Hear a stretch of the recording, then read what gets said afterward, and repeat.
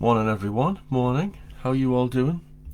The one thing that I realise is I've been sat here a while and then I kind of decide to kind of go live and then I realise I haven't done anything with my hair. But anyway, I don't suppose you'll mind. Um, so today I wanted to talk about routine because routine is so very important. Um, And one of the things it's important for is it helps you overcome procrastination. And procrastination is the devil that gets all of us, isn't it? We sit there and we kind of wonder what to do, or we know what to do, and we just don't start doing it because we'd rather put it off, often because it's difficult. I think we talked about this the other day, or we don't have the resources to hand and that kind of thing. So routine's really important, and I think you need to establish routines on a morning to get the day going. You need to establish a routine throughout your workday, and then I don't have a nighttime routine for getting to sleep, but because I get to sleep quite easily. But what we know is having a nighttime routine can help people get to sleep who are struggling with that. And this is the bit that always strikes me is if any of you are parents, and I'm a parent, and my kids are both adults now. Um, but when they were little, particularly when they were little, when you could make decisions on their behalf, we establish routine in young children, don't we? In babies, particularly, I suppose. And you'll know yourself if you've got kids. Most kids respond really well to kind of a nighttime routine, and I remember the whole thing of you know supper, bath, story, or bath, supper, story, and then bed, and they respond really well to that, because what it does is it cues things up. It sends signals that to your brain about what's going to happen next. Yet then we become adults, don't we? And all of a sudden routine goes out the window. We can do whatever the hell we like. We're adults now, you know what I mean? We don't need routine, but we do.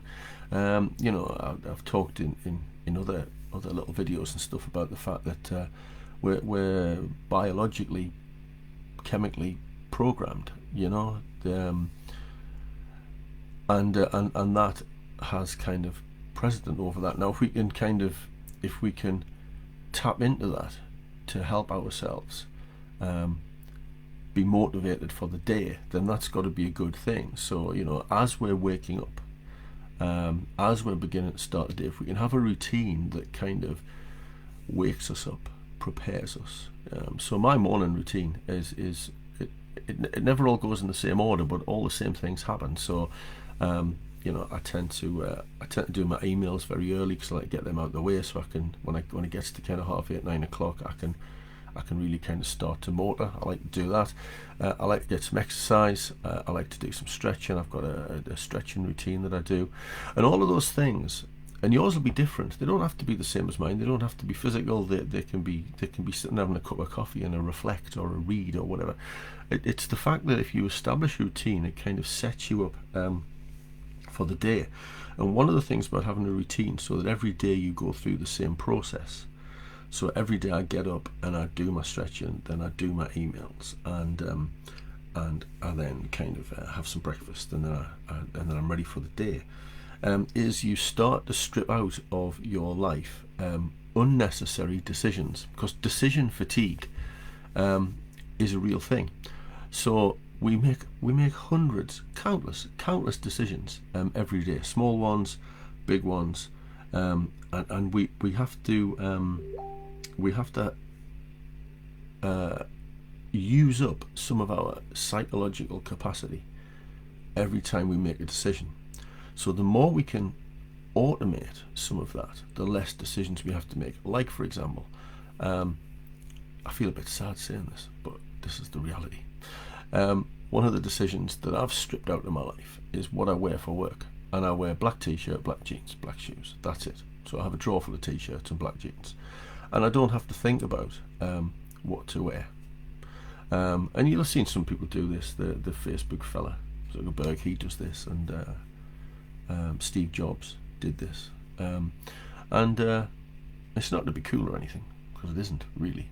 but it just strips out a decision. The other thing that we've started doing in our house, which I'm trying to drag Christine kicking and screaming along with, is that we started to try and plan our evening meals for the week, and we've been doing this for about a month now, and we find it just takes a bit of the effort out of meal preparation on a night. We've started to eat earlier because we usually eat quite late because we procrastinate about what to have, and so we end up eating late, and eating late's not good for you. It's not good for all sorts of biological reasons, to do with blood sugar levels and what have you. So it's not good for all sorts of reasons like that. But it's also not good psychologically, because you kind of get that kind of, oh, what are we going to eat tonight kind of feeling. So the more you can, the more routine you can develop, the better, really, in terms of the things that you try and do, because it automates things, gets over procrastination, and mitigates against decision fatigue. And it's the same at work. So the start of my day and the end of my days, pretty much day in, day out, pretty much. It doesn't work all the time because things sometimes get in the way, but morning Zoe, it sometimes gets in the way. Things sometimes get in the way, but more often than not, my morning routine, like I've said, is that email thing, and then it's planning my day, making sure I've got all my ducks in a row, dealing with any other emails that have come in the meantime, breaking down big tasks into smaller tasks if I've got some of them that have just appeared in my calendar. I do that every morning. And that helps me set myself up psychologically for the day, because then I've prepared myself for what's to come. Done a bit of visualization. We talked about that the other day. And then the end of my day goes the same way. I get my inbox to empty, and then I look at what's coming up tomorrow, and I prepare everything that's possible to prepare for that. And then I go off and have my evening. I know what I'm cooking because I look in my batch lady book, which tells me what I'm cooking that night, and then off we go. And that routine, that kind of meter of life, just means you can move effortlessly from one thing to the next, because you've established a routine. I think routines are very powerful, and like I said, they're also very powerful for people who are struggling to get to sleep on a night. Having an evening routine, maybe journal something, maybe write down a to-do list for tomorrow if that's the way you roll. I'm a fan of the trusted system rather than the to-do list. We'll talk about that sometime. But you could write a to-do list. You could have a bath, get yourself ready, prepare yourself, read a book, prepare yourself, but do the same thing every night, and then your body kind of goes, see what we're doing here, we're getting ready to go to sleep. It doesn't work for everybody. Some people's issues with sleep are a bit more profound than that, but it does work for some. So try and establish routines. Try and establish a morning routine. Try and establish a routine to start your working day and to end your working day. You bookending the day with a routine. And then establish yourself an evening routine, and it's really powerful. So go with that, and have great days. And the other thing that I want to do, because it's Thursday, I usually say the date at the start. It's Thursday the 24th. Remember, I'm going to remind you of this tomorrow, but I'm reminding you of it now so you can set some time aside tomorrow. Remember, and I said this last week, this was last Friday's live thing. Remember, this Friday is the most important day of next week.